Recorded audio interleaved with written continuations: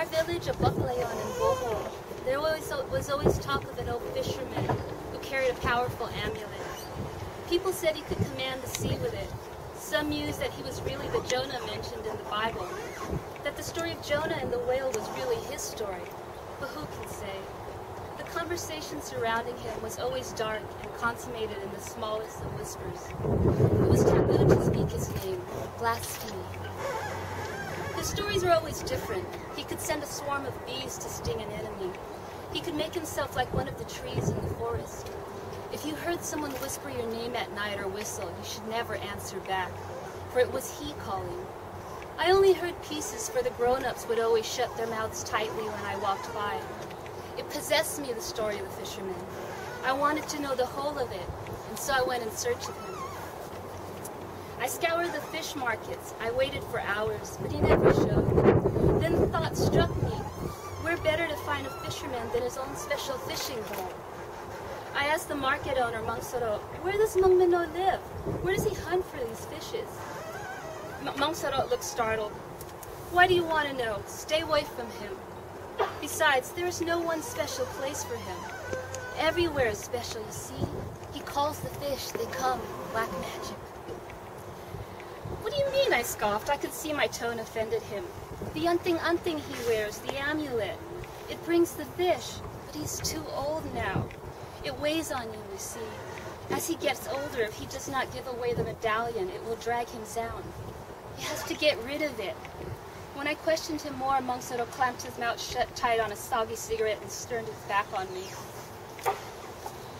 I walked home at the end of the day, frustrated but more determined. I went through the woods using a shortcut.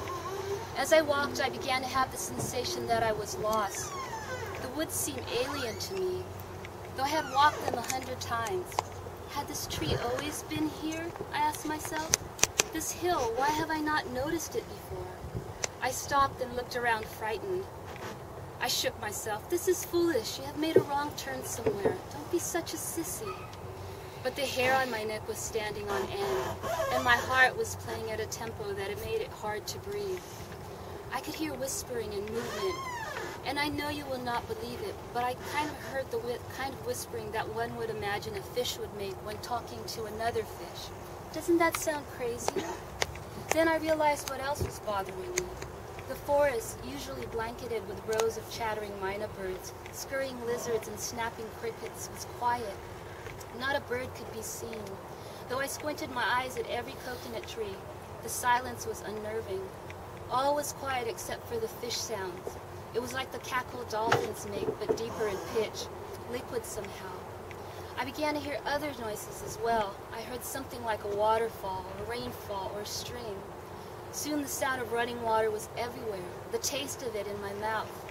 I took a step to go, but my foot sank into swamp water. I looked down incredulous. All around me was a kind of bayou. I was taking quick, short breaths at a time. When had the forest ended and the water begun? I couldn't remember leaving the forest. I stayed very still, all the while my mouth tasting cool water, my ears hearing running water. I turned in a circle, all I could feel the panic rising me, and then I saw him. He was staring at me, as if he had been there all along, waiting for me to pick him out from the tall swamp grass. He was dark like the warlike Igorot tribes of the Cordillera Central. He wore an old gray shirt rolled up to reveal strong forearms.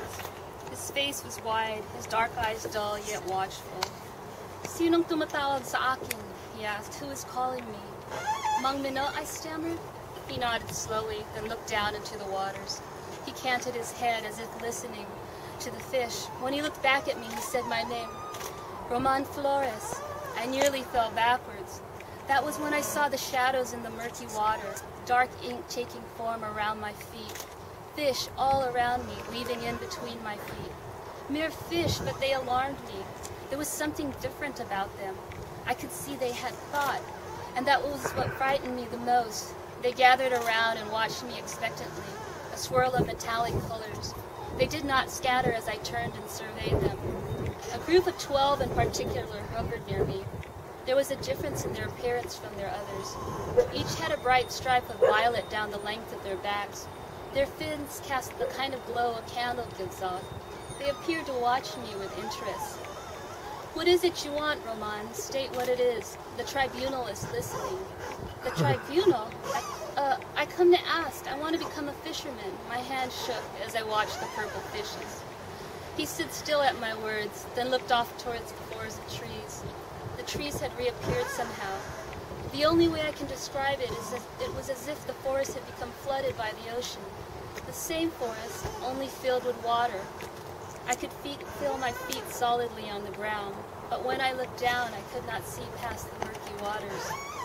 He studied my arms, the set of my shoulders, and the way my arms were soft from lack of work. "Go home, Roman. Do not speak my name again." He turned, and as he started to walk away, the fish moved from around me and followed him. I was so amazed by the sight that for a moment I lost my voice. By the time I found it, he had almost disappeared into the trees. "Wait, Mangmano, I would give anything to become like you. My family is starving." It came naturally, this lie. I explained how my family worked without sleep, job after job. I think the desperation in my voice is what gave him pause. He seemed to pick through the truth in my words. He moved towards me, his dark eyes almost violent. The tribunal surrounded me again, touching noses. They looked upward at me as if discussing my case with one another. They seemed to come to a decision, and those still surrounding my feet, they looked towards him. Perhaps, his voice became gentle. "Come back tomorrow, sleep tonight, and in the morning let the sun wash over to you to clear your thinking." At his words, the fishes swam violent between us. "Silence," he bellowed. I thought he had gone mad. "I am tired, Roman, but I must be certain. Come back, I only ask you this. If you decide to return, remember the feel of sun upon you." "Yes, sir. How will I find you?" "The same as today. Begin at the edge of the forest where the rays of the sun do not touch the ground. Then call out my name." "Farewell," he turned and walked away.